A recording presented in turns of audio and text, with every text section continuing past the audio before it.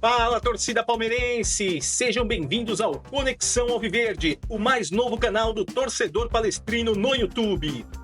Eu sou o Porco Louco e aqui você fica por dentro das principais notícias do Verdão, com reportagens, entrevistas, comentários, análises dos especialistas e tudo o que a mídia esportiva repercute sobre o Alviverde imponente. A semana começou tensa no Palmeiras. Após o empate por 0-0 contra o São Paulo no choque rei do último domingo pelo Paulistão, o técnico Abel Ferreira voltou a cobrar a diretoria por reforços, deixando claro que o elenco é curto para as disputas da temporada.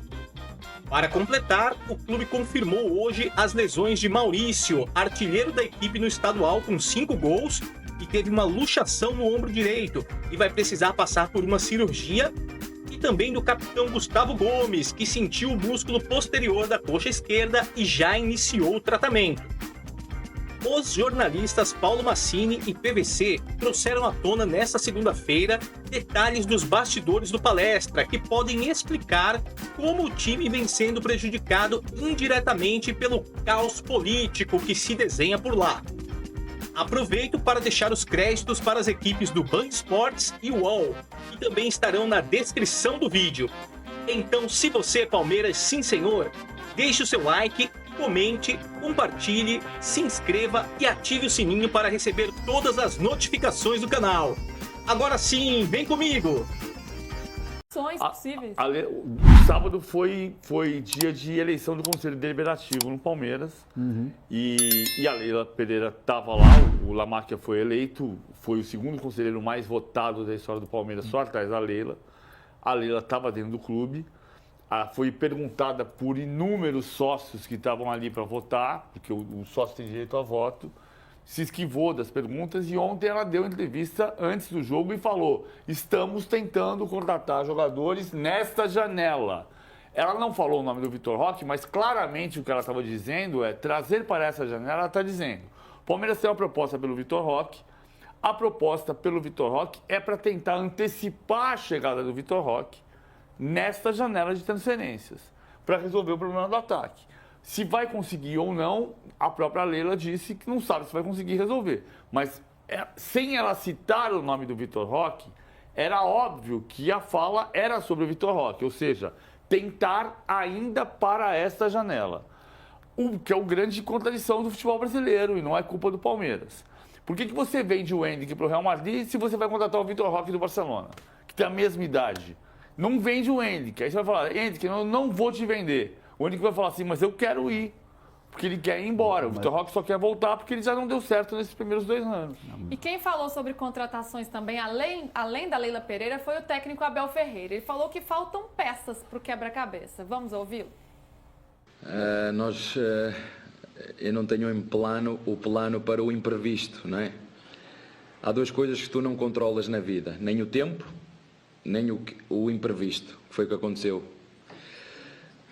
Eu acho que a minha linguagem corporal fala um bocadinho de tudo, não é? Numa altura em que temos o Paulinho lesionado e o Filipe lesionado,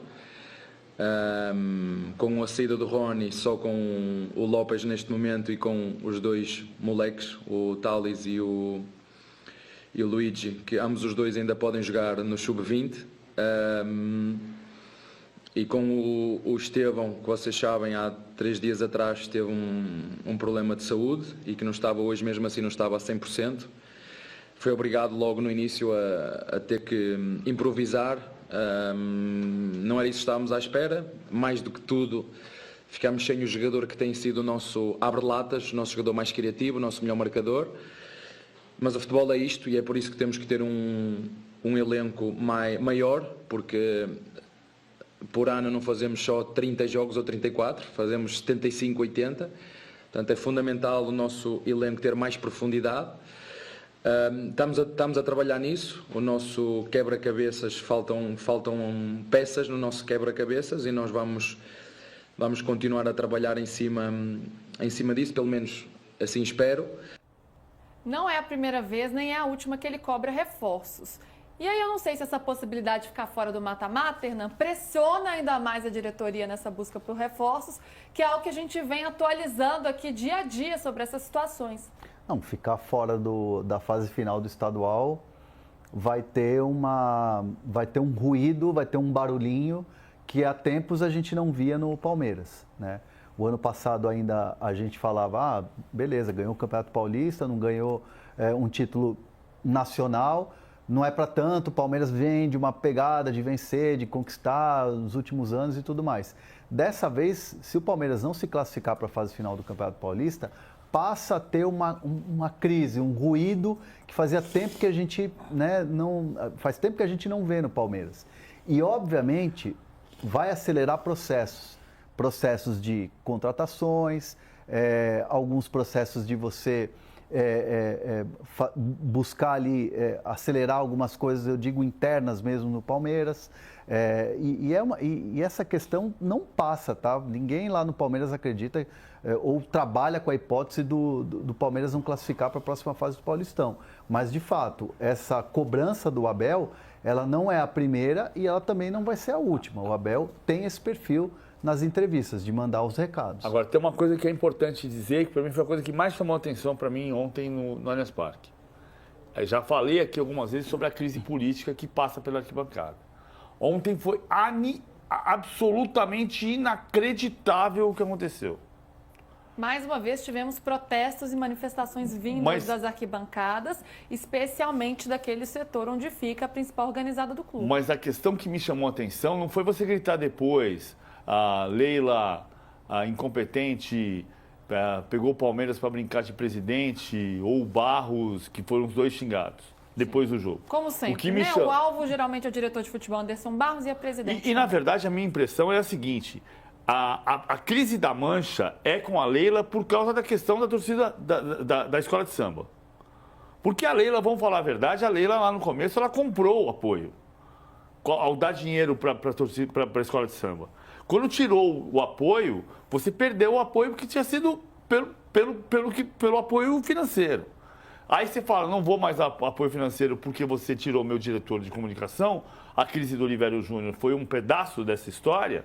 E aí você começou uma crise entre torcida uniformizada, como houve também na Mancha com o Paulo Nobre no passado, porque o Paulo Nobre rompeu com a Mancha. O fato é o seguinte, desde a emboscada, eu já disse isso aqui outras vezes, desde a emboscada, no dia 27 de outubro, da Mancha contra a Máfia Azul, coincidiu com a derrota do Palmeiras para o Corinthians em Itaquera no dia 4 de novembro.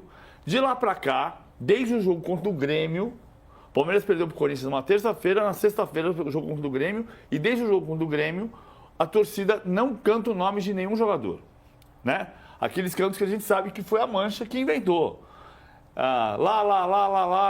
É o melhor goleiro do Brasil, o Everton.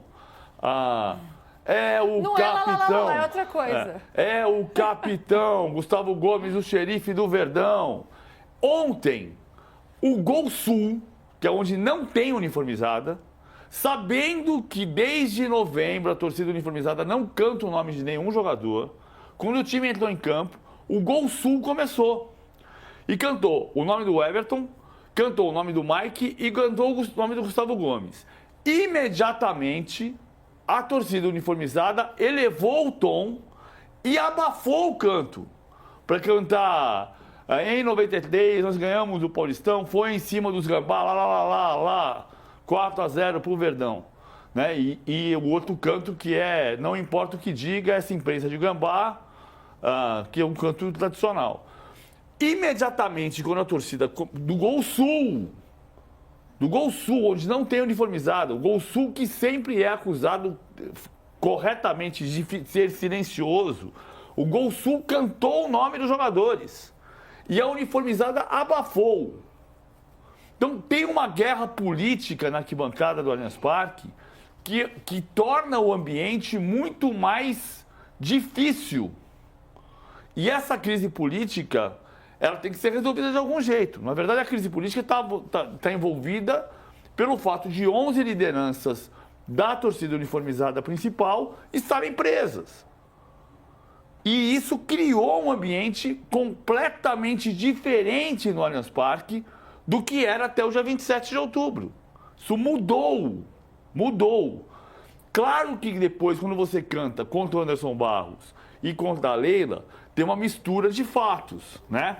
Ontem o Paulo Serdán se manifestou nas redes sociais dizendo que a Leila disse no pré-jogo que não há compromisso das outras pessoas de outros clubes, como o Zenit, por exemplo, no episódio do Claudinho, mas que ela mantém a palavra. Eu, Paulo Serdã, disse, que é o presidente da torcida da escola de samba, não da uniformizada, diz que a Leila prometeu baixar o ingresso e não baixou, que a Leila prometeu contratações e não fez, né? Então, dizendo que a Leila disse que tem palavra, mas que não cumpriu todas as palavras. Isso é um outro ponto. Tem uma questão política envolvida no ambiente.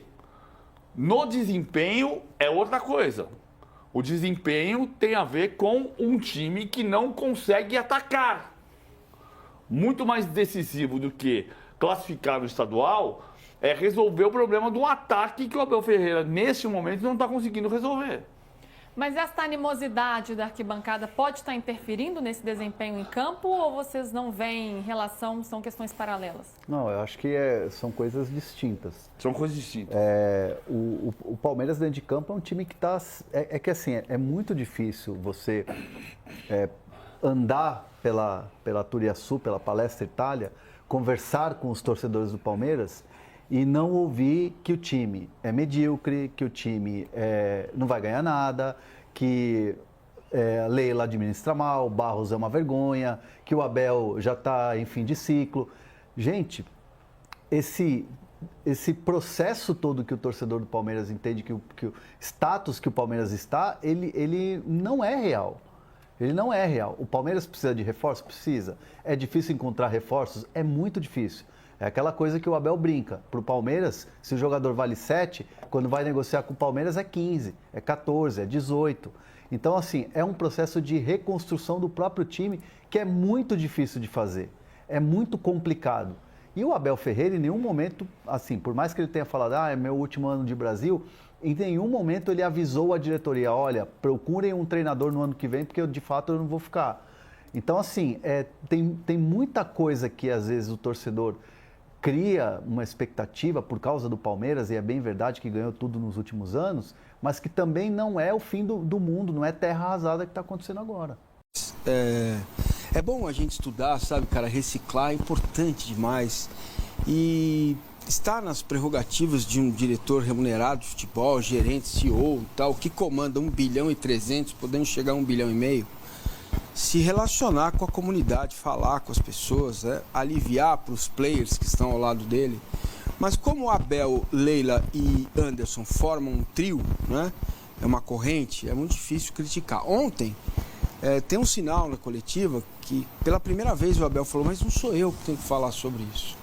O planejamento foi feito na última semana do ano passado, na qual o Abel permaneceu mais uma semana aqui, os jogadores já estavam de férias e já se sabia que o Zé Rafael ia sair, que o Rony ia sair, que o Flaco é um bom jogador, mas que ele não é um jogador para ser o centroavante titular de uma equipe que tem recurso, né, que tem qualidade, condições de contratar um jogador mais pronto, né, para a posição.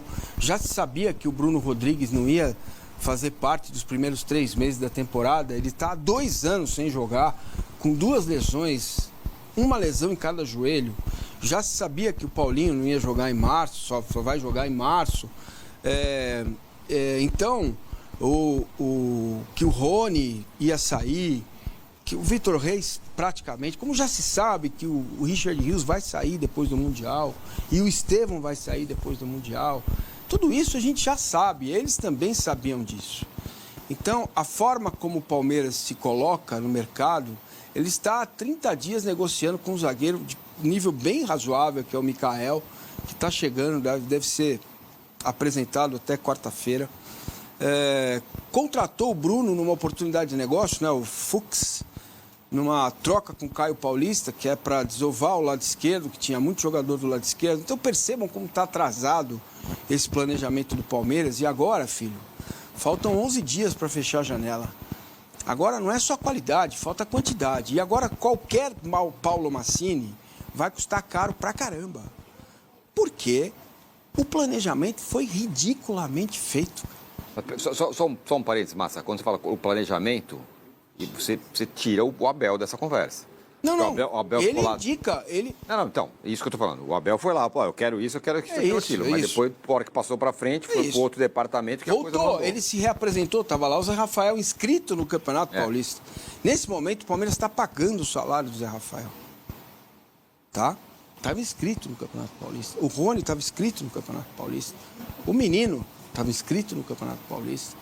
Certo? Então, tiraram 5 jogadores da Copinha. Eles iam jogar a Copinha. Eles iam subir. O Abel já havia alertado. Eles iam subir. Então, isso é reflexo de um time ensimesmado e que eu ouço bastante de pessoas próximas da gestão seguinte. É, time muito vencedor, a gente está repetindo o que a gente já fez e deu certo, tem muito exagero, o Palmeiras não está em crise, não dá para... o Palmeiras vendeu bastante, mas não é todo o dinheiro que entra para o clube. Claro que não é todo o dinheiro que entra para o clube. Tem comissão, tem imposto, tem empresário. Então seria melhor não vender e não ter, ou ter os jogadores, então. Já que você não reinveste esse dinheiro, né? Então, cara, tá tudo posto aí e o reflexo está em campo. O lastro, aquilo que o Abel tem de todos os títulos que ganhou, ele usa isso para falar em nome de incompetentes que são parceiros dele. Primeiro, a presidente Leila Pereira, para se comunicar, um horror, cara. Ela ontem disse que o 9 é um karma na vida dela. Não é um karma, presidente, é uma necessidade. Desde Luiz Adriano que o Abel está se virando e se reinventando. Certo? O Rony, tira o Rony, põe o Rony, falso 9, 2. Ontem, o modo de jogar, o Flaco só estava em campo porque o Estevão está doente. Então o Palmeiras foi obrigado, com 3 minutos de jogo, a colocar um moleque de 17 anos doente em campo, porque se você olhar para o elenco, o que restou no banco de reservas, tinha o Lomba, no que restou, o Luigi, o Vanderlan, o Benedetti, era o que restou no banco para fazer as mudanças. O que ele podia pôr, ele pôs. Ele pôs o Marcos Rocha, o que melhorou um pouco na qualidade no passe, do lado direito. Ele colocou o Aníbal como 8. O Aníbal não é 8. Até que ele foi razoavelmente bem, ó, fez essa jogada aí que a gente está vendo. Né? E em jogo assim, difícil, jogando mal, precisando ganhar, você tem 2 chances. Você tem que matar o jogo. Você tem que fazer o gol. E o Flaco não é este jogador para esses lances decisivos. Já fez gol contra o São Paulo. É um bom jogador, não é um jogador para o Palmeiras falar assim, não presta. Não. O torcedor do Palmeiras fala, não presta e tal.